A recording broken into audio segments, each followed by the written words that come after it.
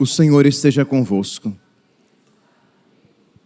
Proclamação do Evangelho de Jesus Cristo, segundo Lucas. Naquele tempo, os discípulos contaram o que tinha acontecido no caminho e como tinham reconhecido Jesus ao partir o pão. Ainda estavam falando quando o próprio Jesus apareceu no meio deles e lhes disse: "A paz esteja convosco." Eles ficaram assustados e cheios de medo, pensando que estavam vendo um fantasma. Mas Jesus disse: "Por que estáis preocupados e por que tendes dúvidas no coração? Vede minhas mãos e meus pés, sou eu mesmo. Tocai em mim e vede. Um fantasma não tem carne nem ossos, como estáis vendo que eu tenho." E dizendo isso, Jesus mostrou-lhes as mãos e os pés. Mas eles ainda não podiam acreditar, porque estavam muito alegres e surpresos. Então Jesus disse: "Tendes aqui alguma coisa para comer?" Deram-lhe um pedaço de peixe assado. Ele o tomou e comeu diante deles. Depois disse-lhes: "São estas as coisas que vos falei, quando ainda estava convosco. Era preciso que se cumprisse tudo o que está escrito sobre mim na lei de Moisés, nos profetas e nos salmos." Então Jesus abriu a inteligência dos discípulos para entenderem as Escrituras e lhes disse: "Assim está escrito: o Cristo sofrerá e ressuscitará dos mortos ao terceiro dia, e no seu nome serão anunciados a conversão e o perdão dos pecados a todas as nações, começando por Jerusalém. Vós sereis testemunhas de tudo isso." Palavra da salvação.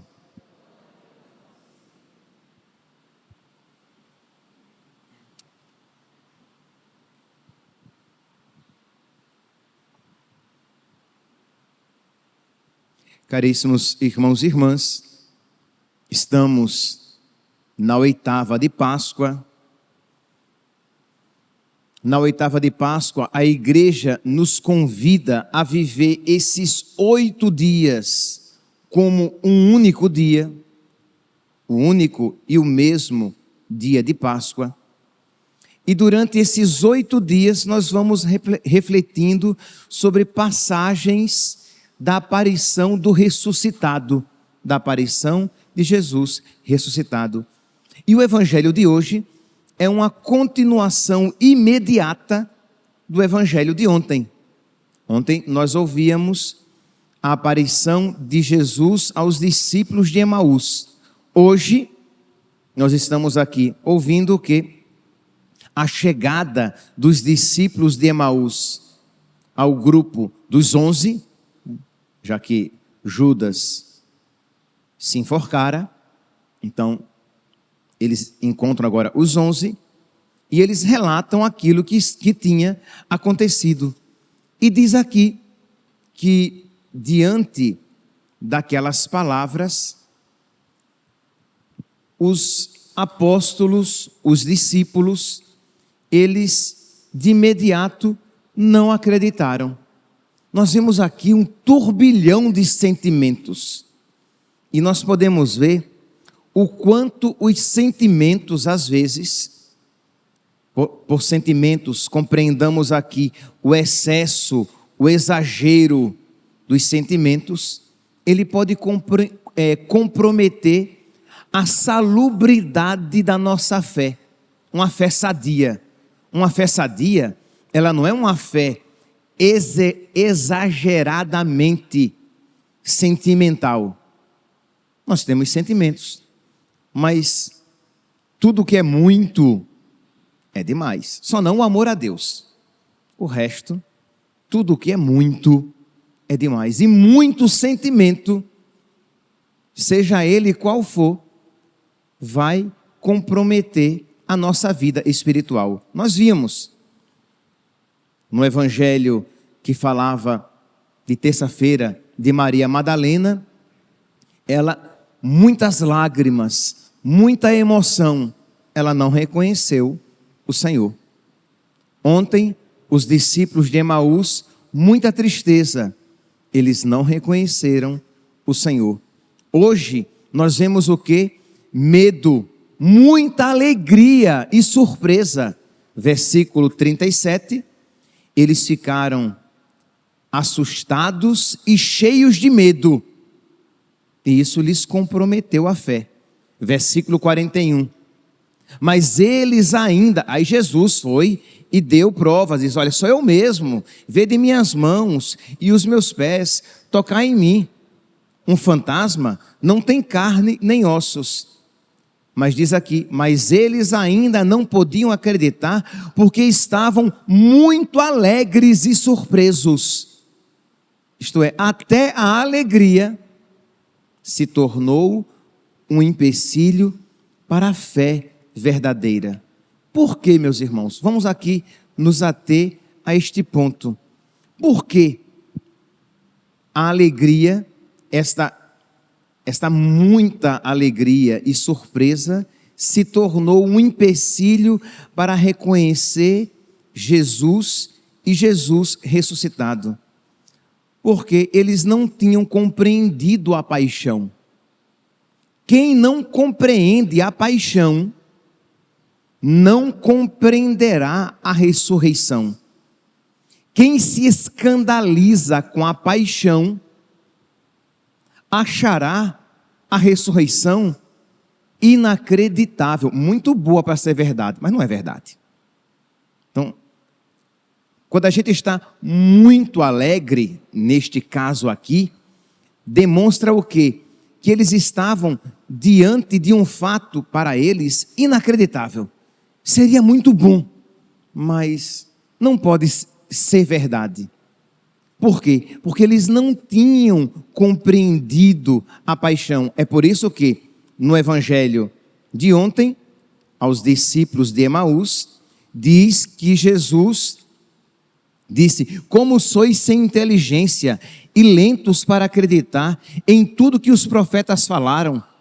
Será que o Cristo não devia sofrer tudo isso para entrar na sua glória? E começando por Moisés e passando pelos profetas, explicava aos discípulos todas as passagens das Escrituras que falavam a respeito dele, que falavam a respeito da ressurreição, para que eles compreendessem a paixão, para que eles não se escandalizassem com a paixão, porque se eles não compreendessem a paixão, eles veriam em Jesus simplesmente um abandonado por Deus, um homem maltratado por outros homens, mas não iriam compreender de que aquilo estava nas Escrituras e era necessário que o Filho do Homem passasse por tudo aquilo. No Evangelho de hoje, diz aqui que Jesus depois disse-lhes: são estas as coisas que vos falei quando ainda estava convosco. Era preciso que se cumprisse tudo o que está escrito sobre mim na lei de Moisés, nos profetas e nos salmos. Jesus lhes abriu a inteligência para entenderem as Escrituras e começou a lhes explicar as Escrituras.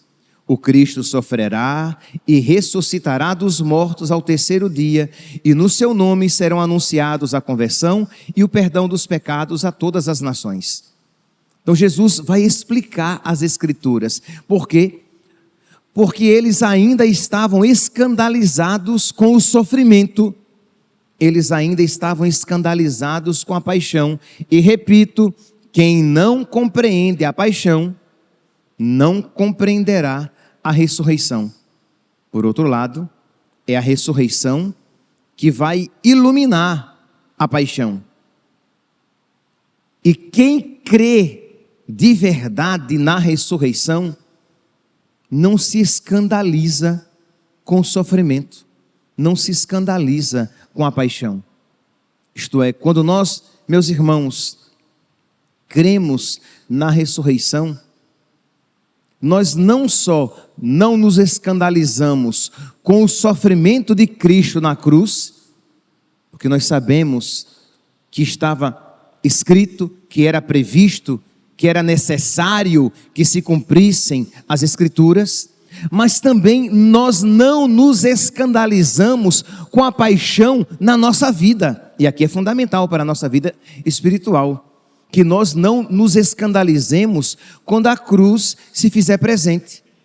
Isto é, por quê? Porque eu creio na ressurreição. E eu creio que assim como houve um terceiro dia para Jesus, haverá um terceiro dia para mim. Que assim como Jesus ressuscitou, eu também ressuscitarei. Que assim como Jesus não foi abandonado na morte, à morte, eu também não serei esquecido na morte. Não serei entregue, abandonado à morte. Então isso me enche de alegria.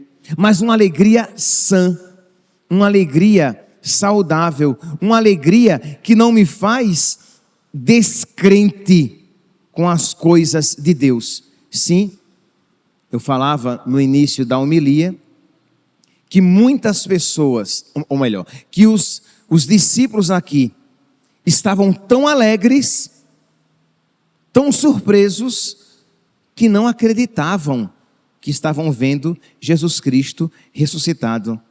E, meus irmãos, às vezes, este é um empecilho para a fé em Jesus Cristo e nas suas palavras, para os homens modernos.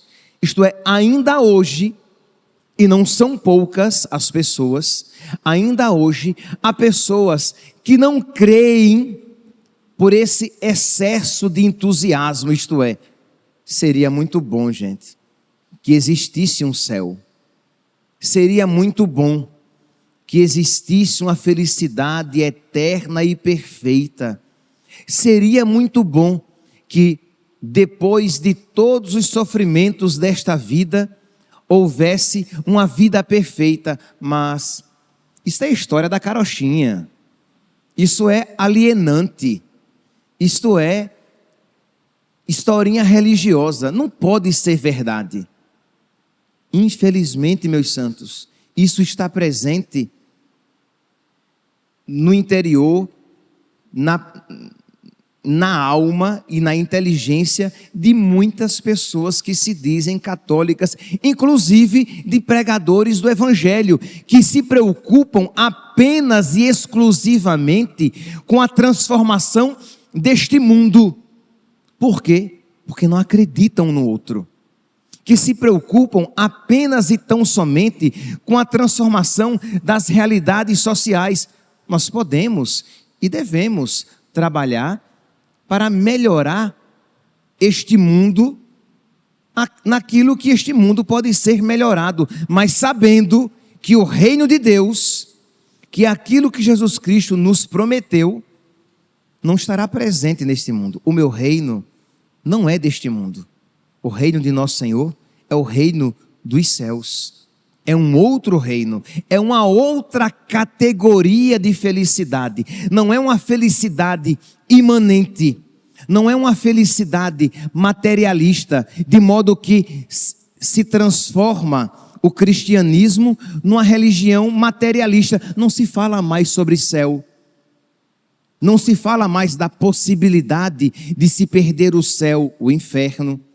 Não se fala mais a respeito dos pecados que ofendem a Deus e que comprometem a nossa salvação. Fala-se de pecados sociais.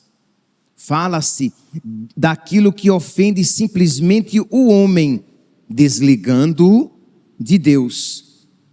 Quer dizer, é uma religião imanentista.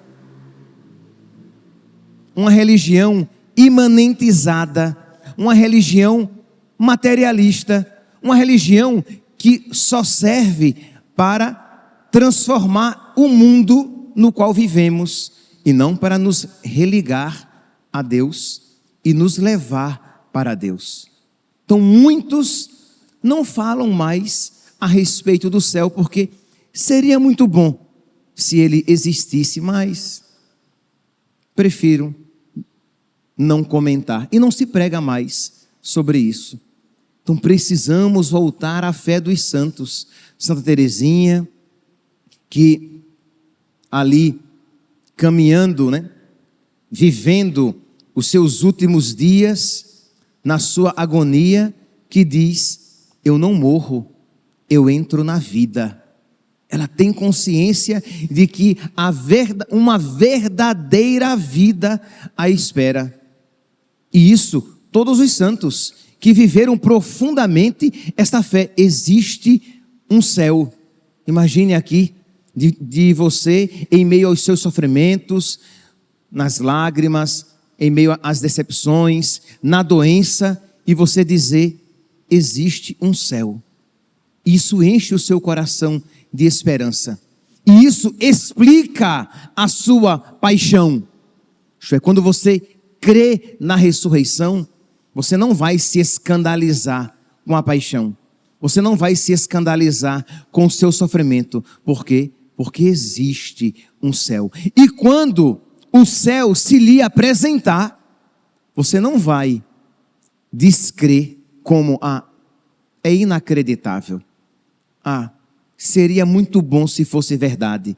Não, você não vai desacreditar, porque você colocou a sua esperança naquela realidade. Você crê, você acredita que vale a pena perder tudo para ganhar aquilo que verdadeiramente importa. Você crê, isso é uma graça que lhe foi infundida interiormente.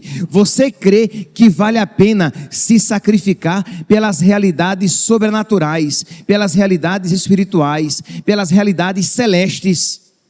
Isso que Jesus Cristo fez aqui com os discípulos, diz, versículo 45, então Jesus abriu a inteligência dos discípulos para entenderem as Escrituras. Nós precisamos pedir a cada dia que Deus abra a nossa inteligência, porque às vezes você já tem anos de igreja, mas você ainda é um materialista religioso.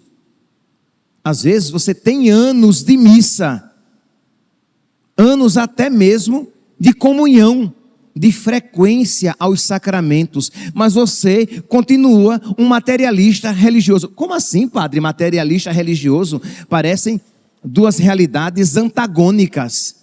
Quem é materialista não é religioso, e quem é religioso não é materialista. Infelizmente não é bem assim. Você pode viver a sua religião tendo como meta e finalidade apenas as coisas do tempo. Você reza para ter uma vida melhor, para ter uma vida tranquila, para ser curado de uma doença, para conseguir um emprego, um bom casamento, para alcançar graças neste mundo. Percebeu que você faz da religião um instrumento de bem-estar aqui na terra? Isso é uma religião materialista.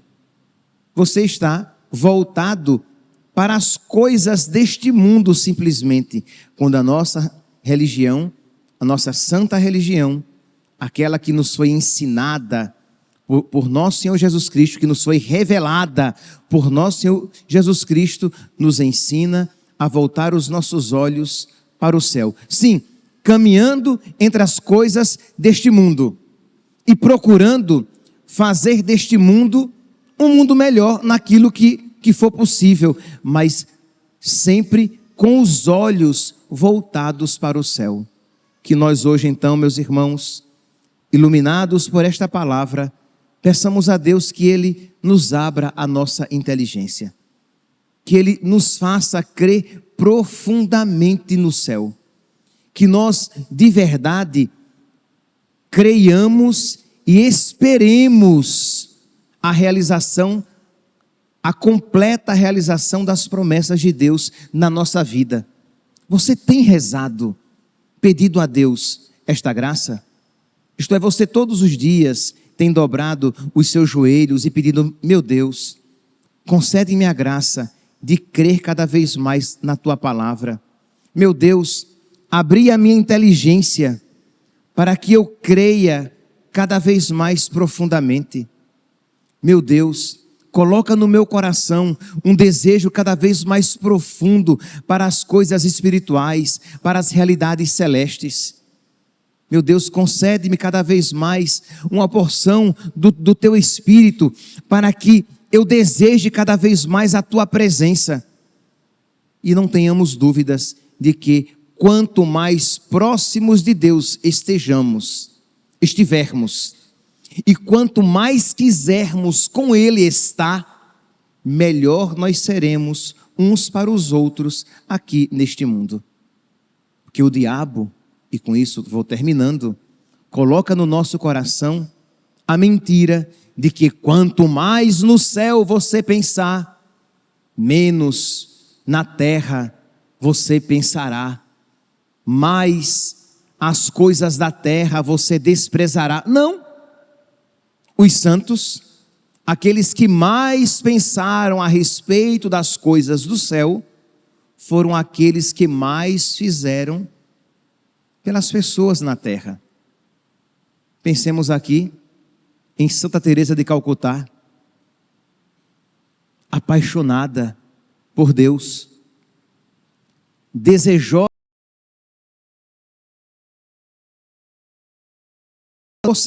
acima de todas as coisas, em primeiro lugar, mas por amor a Deus, se dedicou tanto àqueles que mais sofriam neste mundo. E aqui é apenas um exemplo. Nós poderíamos pegar São João Bosco, nós poderíamos pegar São Vicente de Paulo, nós poderíamos pegar tantos outros santos que São Padre Pio, com a sua dedicação na construção daquele hospital.